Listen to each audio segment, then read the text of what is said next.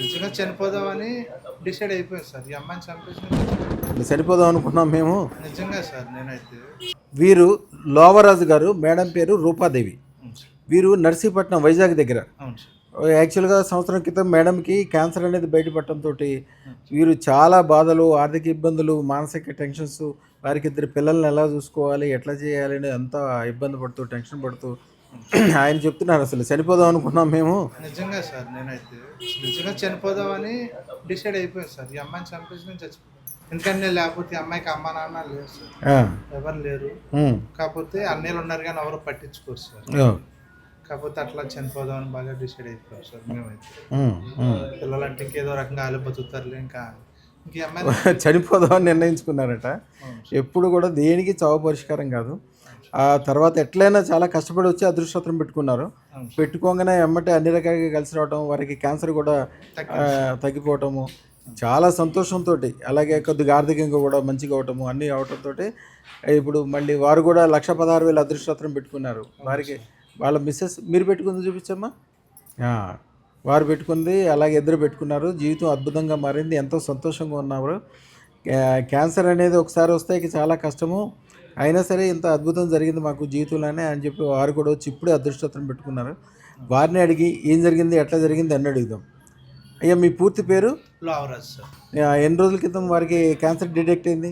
సంవత్సరం కిందట అయింది సార్. ఈ అదృష్టం రత్నం అయితే నేను 45,000 పెట్టి వేసుకున్నాను సార్. అదృష్టం పెట్టుకుని 3 నెలలు అవుతుందా? 3 నెలలు అవుతుంది. ఓకే. 3 నెలలకి అమ్మాయికి అంతా బాగుండి ఇంకా ఏ ఇబ్బంది లేదు, మంచిగానే ఉంటుందని చెప్పి హాస్పిటల్ నుంచి పంపించేసారు సార్. మీకు అన్ని రకాలుగా సంతోషంగా ఉంది ఇప్పుడు? అన్ని రకాల సంతోషంగా. మీరు ఏమేమి జరిగింది, అంతకుముందు ఏం జరిగింది, మీరు ఏమనుకున్నారు, ఇప్పుడు ఎట్లా ఉంది అన్నీ చెప్పండి. అందరికీ ఇది ఒక మంచి విషయం చెప్పినట్టు. అప్పుడైతే తిన్నాక కూడా చాలా ఇబ్బంది ఉండేది సార్ మాకైతే. 3 నెలల క్రితం నేను డ్రైవర్గా చేస్తాను. నేను చాలా ఇబ్బందులు, చాలా అసలు ఓ పూట ఉంటే రెండో పూట కూడా కష్టం. నాకైతే సార్లు 20,000 వచ్చి 20,000 రెంట్ అది కట్టుకొని చాలా ఇబ్బందులు పడేవారు. ఇది పెట్టుకున్న కాడ నుంచి ఫస్ట్ టైం పెట్టుకోవడానికి నేను వచ్చేటప్పుడు చాలా డబ్బులు పోగేసుకుని వచ్చాను సార్. కష్టపడి పెట్టుకున్నారు. ఇప్పుడు ఇదైతే పెట్టుకోవడానికి ఇబ్బంది లేకుండా ఆనందంగా వచ్చాను సార్. అన్నిటికంటే డబ్బు విషయం ఓకే, కానీ ముందు అసలు ఆరోగ్యం, ఆ మిస్సెస్కి ఆరోగ్యం మంచిగా ఉండటం ఆయన ఎంతో సంతోషపడుతున్నారు ఇప్పుడు. చాలా సంతోషం సార్, ఎందుకంటే ఇంకా చెప్పడానికి కూడా వస్తలేదు. చాలా సంతోషం ఉంది సార్. ఈ రాబోయే కాలం ఇంకా మంచిగా అవుతుంది. మీ పిల్లలకు కూడా ఇచ్చారు కాబట్టి వారికి కూడా ఇప్పించండి. పొద్దున, మధ్యాహ్నం, సాయంత్రం ఏం కోరుకుంటుంటే అదే అవుతుంటుంది. కొద్దిగా కళ్ళ కత్తుకుంటే చాలు. అమ్మగారిని అడుగుదాం. రూపగారు ఏం జరిగింది, ఎట్లా జరిగింది చెప్పమ్మా. బాగుంది సార్, రత్నం పెట్టుకున్న కానీ బాగుంది, ఆరోగ్యం అంతా బాగుంది. ఏదైనా తినడానికైనా దేనికైనా బాగుంటుంది. పెట్టుకున్న కానీ చాలా బాగుంది. అసలు అనారోగ్యం అని మీకు ఎట్లా తెలిసిందమ్మా, క్యాన్సర్ అని ఎట్లా తెలిసింది?